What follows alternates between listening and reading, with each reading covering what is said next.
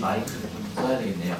올해부터 이제 대한민국 체육교사 축전에 초등 선생님들도 함께 참여하게 되면서 발표를 맡았는데 어떤 중등 선생님들이 확실히 이제 많이 오실 텐데 어떤 접점을 찾을 수 있을까를 가장 많이 고민을 했고요. 같은 주제가 이제 실내 체육에 대한 건데 저는 그래도 다행히 6학년을 주로 많이 해서 어떻게 보면 좀 중1이나 중2 선생님들하고는 얘기할 거리도 좀 있을 것 같다는 그런 희망을 좀 가지고 준비를 했습니다. 최근에 이런 그림들은 많이 보셨을 거예요. 이제 체육에서도 개정교육 과정에서 역량 중심을 강조하고 있으면서 이제 미래 사회를 대비한 그런 인재를 생각하고 있는데 과학기술의 발전이죠. 근데 저는 이 원고를 쓰면서 한편으로는 환경의 변화를 생각하지 않을 수가 없었던 게 제가 작년까지는 체육관이 없는 학교에서 7년 정도 근무를 하다가 이제 올해 옮겼는데요. 체육관이 없는 학교에서 근무를 하다 보니까 또 이제 전담교사도 선생님들처럼 이제 모든 반에 체육 수업을 하는 전담교사도 3년 정도 했습니다. 근데 그렇게 되다 보니까 정말 운동장이 없는 운동장밖에 쓸 수 없는 환경에서 체육을 한다는 게 굉장히 힘들더라고요. 특히 이제 미세먼지 같은 게 있을 경우에 저 자체는 올해 이제 교사가 14년 차인데요. 10년 동안 사실 실내에서 체육 수업을 한 번도 안 했습니다. 왜냐면 저 자체가 뛰는 거 좋아하고 구기운동 너무 좋아하다 보니까 학생들한테 교실에서 어떤 체육을 한다는 거를 저조차도 상상하기가 싫었고 그런 것들을 아이들한테 해주기가 싫었어요. 그래서 만약에 오늘 체육을 못한다 그러면 오늘 안 해. 대신에 내일 2시간 할 거야. 뭐 이런 식으로 해서 이렇게 보충을 해야 할지언정 실내에서 한다는 거를 생각을 하지 않았었는데 점점 이제 최근 한 3, 4년 전부터는 그것조차 이제 힘들게 되는 상황이 되면서 뭔가 이제 안에서 할 수 있는 컨텐츠들을 제 스스로 찾고 어디 가서 배우고 이렇게 하면서 오늘날까지 오게 되었던 것 같습니다. 활용 시기랑 범주를 좀 정리를 해봤는데요. 저에게 주어진 시간이 12분이라서 좀 앞부분은 좀 짧게 하겠습니다. 미세먼지, 황사, 우천, 그 다음에 요즘에 또 폭염이죠. 최근 일주일간 2번을 또 못 나가게 학교에서 통제를 하더라고요. 그런 기상의 변화에 따라서 이제 여러 가지 변수가 생기고요. 정리를 해봤더니 건강영역에서는 아무래도 활동 공간이 제한되다 보니까 순발력이나 민첩성보다는 유연성, 협업성 위주의 운동을 좀 생각하게 됐고, 도전에서는 제가 오늘 주로 이제 포커스를 맞춘 부분이 표적 도전에 좀 활동에 포커스를 맞췄어요. 간단한 성기 도전이라든지 표현 영역에서는 안무 만들기나 작품 발표, 감상 등 실내에서 할 수 있는 업무고요. 저희 학교도 지금 중간 놀이 시간이 2교시 끝나고 30분이 있습니다. 30분 동안 아이들한테 어떤 체조라든지 놀이형 게임 이런 것들을 굉장히 권장을 하고 있어서 이런 쪽으로 연구를 많이 하고 있습니다. 그런데 한편으로는 이렇게 좀 실내에서 이루어지는 놀이나 체육이 강조되다 보니까 너무 선생님들이 이런 아이들이 그냥 분주하게 뛰어다니고 움직이고 즐거우면 그냥 끝인가? 라는 생각을 하게 됐어요. 어느 날 갑자기 이게 체육 수업인가? 너무 활동 자체가 체육이랑은 좀 거리가 멀고 그냥 아이들은 즐거워하지만 체육이 아닌 것 같은 이런 고민들을 하게 되더라고요. 그래서 나름 기준을 좀 정해본 게 어떤 우리가 체육 수업이라고 하면은 우리가 교육과정을 준수해야 되는 그런 체육 수업을 해야 되는 게 어떤 교사의 일종의 의무라고 볼 수 있는데 어떤 성취 기준에 적합한 것인가 또는 연간계획의 활동을 배치하는 건가 아니면 별도로 하는 건가. 제가 전담교사를 할 때 그런 고민이 아까 제일 많이 들었어요. 어떤 반은 미세먼지 때문에 실내에서 해야 되고 어떤 반은 나가서 해야 되고 이렇게 뒤죽박죽이 되는 상황에서 제가 연간계획에서 실내에서 할 수 있는 컨텐츠들을 쫙 만들어 놓지 않으면 반별로 막 섞이는 상황들이 생기더라고요. 이런 고민들도 좀 해보셔야 될 것 같고 가장 중요한 게 이제 안에 활동 공간이 제한되다 보니까 안전. 또 한 가지는 이제 가급적이면 공간은 좁지만 모두가 좀 참여할 수 있는 그런 수업. 마지막으로 이건 좀 초등에 좀 적합한 용어인 것 같은데요. FMS라고 기본 움직임 기술이라고 해요. 밑에 영어식 표현이 이렇게 되어 있는데요. 기본 움직임 기술이 뭐냐면 이런 것들이에요. 흔히 말하는 달리기, 점프하기, 구르기, 뭐 던지고 받기, 치기, 차기 이런 것들이 우리가 이제 기본 운동 기능이라고 얘기를 하는데 이런 것들은 저는 모든 협응력이나 이후에 이제 접하게 될 스포츠의 기본이 된다고 생각을 합니다. 그래서 유아나 초등에서는 이 무조건 FMS가 기반이 된 활동들을 학생들한테 제공을 해야 된다고 저는 생각을 해요. 그래서 이런 것들도 실내 체육 컨텐츠를 정할 때 반드시 고려해야 될 상황이라고 생각을 하는데 그렇지 않은 경우가 이제 많이 있다는 얘기죠. 그래서 이제 초등체육을 우리가 결정적 시기라고 합니다. 이런 것들이 잘 발달된 상태에서 우리가 학생들을 중학교로 올려 보내야지 거기서도 또 올바른 체육 수업이나 스포츠들을 접할 수 있다고 보기 때문입니다. 그래서 이런 기준에 근거해서 이제 이런 기준들은 또 이제 중요한 것들이 이제 어떤 방금 말씀드렸던 스포츠를 배우기 전에 반드시 습득해야 할 이제 선행 단계로서의 기술이나 개념이고요. 또 누적적이죠. 우리가 나 스키장 5년 만에 가는데 스키를 탈 수 있을까? 근데 뭐 기가 막히게 또 스로프를 내려오죠. 운전도 마찬가지고요. 몸으로 배운 걸 잃어버리지 않는다는 뜻이에요. 이런 의미에서 FMS의 중요성을 초등체육에서 좀 강조하고 있습니다. 서두는 이 정도로 하고요. 이제 수업 사례는 제가 아까 말씀드렸다시피 실내에서 할 수 있는 좀 표적 도전 중심으로 사례를 소개하고자 합니다. 먼저 뭐 아이스 브레이킹 학기 초에 학생들하고 많이 하는 건데 모듈별로 좀 짜서 이건 런닝맨에서 사진을 캡처한 건데요. 스케치북에다가 그냥 뭐 종목을 쭉쭉 써요. 한 2, 30가지 종목을 써서 모듈별로 나와서 여기다가 어떤 종목을 스케치북을 쭉 펼치면 그 모든 친구들이 동시에 그 스포츠의 동작을 하나, 둘, 셋 하는 순간에 하는 그런 이제 예전에 런닝맨 몸으로 말해요라는 코너가 있어서 이제 좀 스포츠 쪽으로 응용할 수 있다는 생각을 했고요. 학기 초에 좀 아이스 브레이킹 활동으로 좀 할 수 있을 것 같습니다.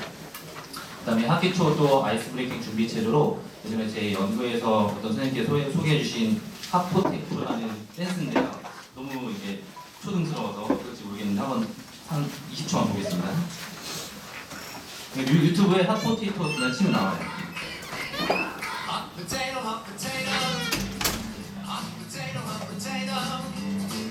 동작 자체가 간단하고 어린 학생들은 굉장히 즐겁게 따라하고 있어서 그냥 쉬는 시간 이럴 때도 그냥 틀면은 우리 초등학생들은 막 열심히 따라하고 그러는 게 있습니다. 여기까지 볼게요.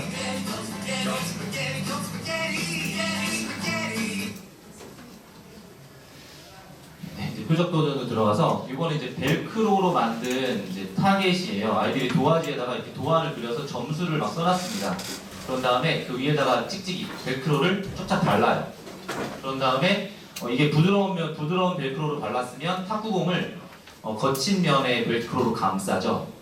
이렇게 양면 테이프처럼 돼 있잖아요. 벨크로가 그러면 얘는 부드러운 면이고 탁구공으로 감싼 그 공은 거친 면이니까 던지면 이게 척척 붙는 거예요. 옛날에 뭐 찍찍이 캐치볼처럼. 그렇게 아이들이 모듈별로 이렇게 도안을 만들면 자기들이 만든 거라 굉장히 애정을 가지고 이제 해요. 그래서 뭐 비 오거나 미세먼지 때문에 못 나가는 날 뭐 수업을 할 수 있고요. 좀 주의할 점은 좀 진하게 그려야 돼요. 벨크로를 덮다 보면은 이 매직이나 이렇게 좀 컬러가 흐려질 수 있기 때문에 아이들한테 좀 진하게 할 수 있도록 안내를 하면 좀 미술 능력 있는 아이들이 이렇게 점수를 만들어서 하기도 합니다. 실제로 활동하는 이제 모습을 이제 찍어봤고요.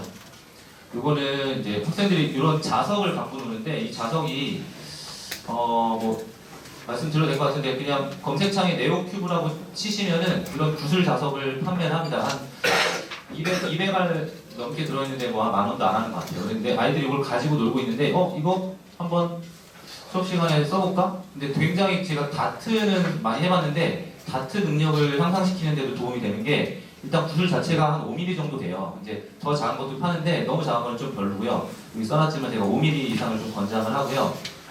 다트처럼 1인당 3알씩 주고서 보시는 바와 같이 저는 그냥 검색창에다가 과학이요 이렇게 검색해서 이미지 출력해가지고 칠판에 붙여놨을 뿐이에요.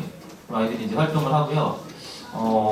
점수 내기는 뭐 간단한 이런 활동지 같은 거 만들어서 모든 명 쓰고 이름이 4명이면 4명 이름 쓰고 1차 3발, 2차 3발, 3차 3발에서 총 9발의 점수를 적어서 뭐 합산 점수를 기록한다든지 이렇게 간단한 기록지만 만들어줘도 체육 시간에 교실에 충분히 이제 이용할 수 있는 그런 콘텐츠. 네오큐브 이거는 제가 이제 선생님들 연수에서도 많이 소개를 했는데 선생님들도 굉장히 즐겁게 하시고 그럼 제가 볼 때는 중등 오늘 소개해드리는 많은 것들은 좀 초등뿐만 아니라 중등에서도 좀 시도를 해볼 만하다고 생각을 해서 이렇게 말씀을 드리고 있습니다.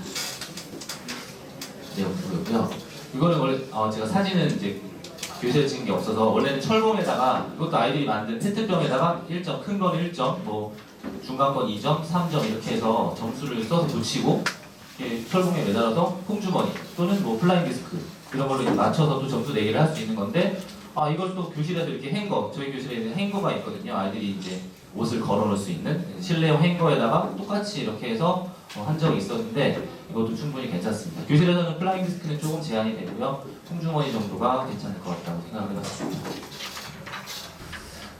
이거는 이제 요즘에는 표적들이 많이 나오는데 예전에 제가 연구교사를 할 때 그 야외 돗자리예요. 음악 돗자리인데 뒤에 뒷면에다가 매직으로 지금 가로 세로 편을 표시는 안 해놨는데 그냥 쭉쭉 그 숫자를 막 썼어요. 더하기, 빼기, 곱하기, 나누기, 뭐 는까지 써서 모순별로 나와서 예를 들어 6 곱하기 8은 한 48점이 되는 거예요.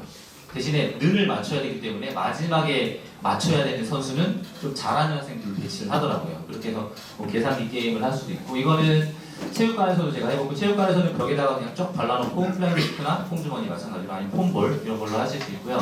교실에서도 뭐 간단한 도구를 쓰면 괜찮을 것 같은데 이것뿐만 아니라 아이들이 이제 아이디어를 낸 건데 계산기 말고도 윷놀이판, 뭐 도개곤주무나 백도 이런 거 쓰면은 뭐 윷놀이판 되겠죠. 사실 플라잉 디스크로 맞출 수 있는 그 플라잉 디스크 윷놀이도 이제 상품화돼서 나오고 있는데 그런 거랑 비슷한 거죠.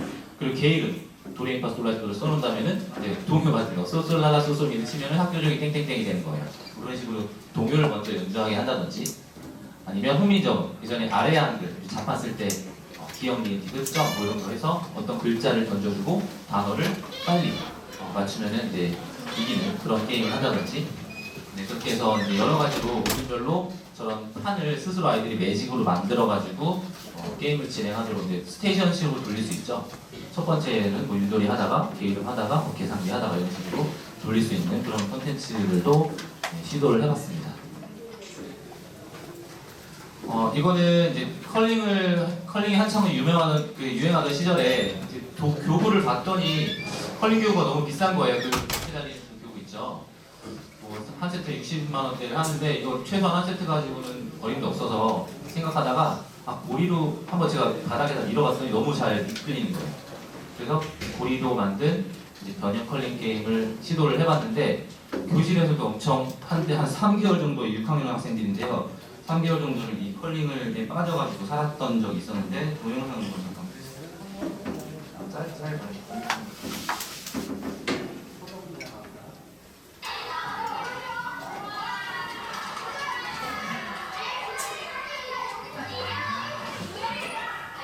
마지막 한 명씩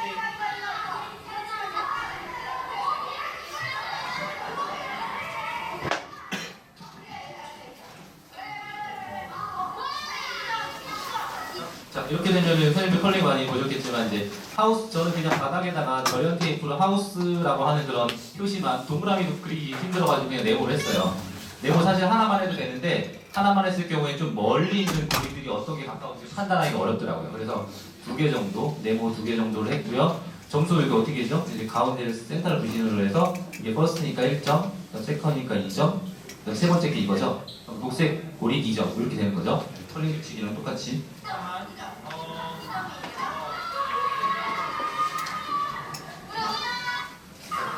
자, 이번 남학생 아까 이제 초록색이 이겼으니까 다음 엔드에서는 이제 초록색 팀이 먼저 이제 투구를 하게 되죠. 컬링 규칙이랑 똑같이.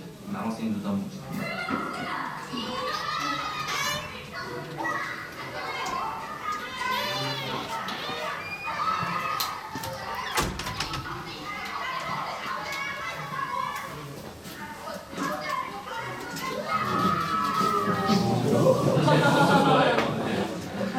사실 그 컬링처럼 스위팅 이렇게 빗자루질하고 그런 재미는 없지만 굉장히 잘 미끌리기 때문에 충분히 그 고리 던지기용 그 고리로 할 수 있을 거고요. 여기는 이제 무용실이었는데 교실에서도 이렇게 똑같이 해놨더니 아이들이 쉬는 시간 정리가 이럴 때 많이 했었습니다.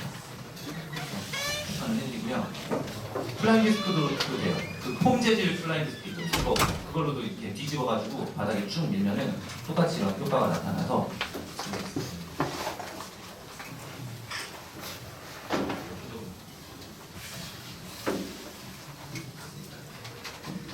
한 5엔드 정도 진행하면 될 것 같고요. 네.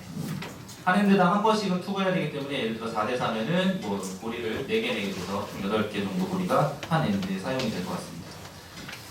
이거는 이제 제가 고리를 가지고 하니까 저희 연구에 이제 성길 선생님이라고 이제 유튜브에 굉장히 영상을 많이 올려서 전국적으로 좀 많이 유명해진 선생님이 계신데 선생님께서 이제 고리 던지고 받기 교실에서 이제 던지고 친구가 갖는 이런 활동도 이제 변형해서 소개를 해주셨고요. 또는 이제 손으로 방금 이 친구는 이제 손으로 하는 거였는데 뭐 이렇게 플라스틱이나 그런 도구를 활용해서 던지고 받기 놀이도 할 수 있고요. 고리 피구도 하시더라고요. 이렇게 둥글게 서가지고 지금 고리를 굴렸더니 이제 피하는 장면이죠. 한 세 팀 나누면 될 것 같아요. 그래서 1번 팀이 나왔을 때 뭐 다 주는 데까지 몇 분 걸리나 이렇게 타임제로 해도 되고, 아니면 저 시간을 아예 그냥 2분으로 정해놓고 2분 동안 몇 명이 살아남냐. 그래서 1조 끝나면 2조 나오고 또 3조 나오고. 그러니까 1조가 가운데서 플레이할 때는 2조랑 3조가 공격을 하는 거고요. 2조가 할 때는 1조랑 3조가 공격을 하는, 이런 식으로 해서 로테이션식으로 하면은 충분히 이제 교실에서 할 수 있는 고리 피구가 될 수 있을 것 같습니다. 나머지는 그냥 간단히 컵에 탁구공 원바운드로 튀겨서 넣거나 하는 건데, 색깔을 노란색, 흰색으로 하면 탁구공을 좀 틱택톡 그 빙고처럼 한 줄 먼저 넣으면 이기기, 뭐 이런 걸로도 될 수 있을 것 같고요. 이건 넘어갈게요. 네, 마지막으로 이거는 이거 1분만 보고 마치겠습니다. 이거는 저희가 저희 연구에서 매년 이제 여름 체육 학교를 하는데 작년에 했었던 활동입니다.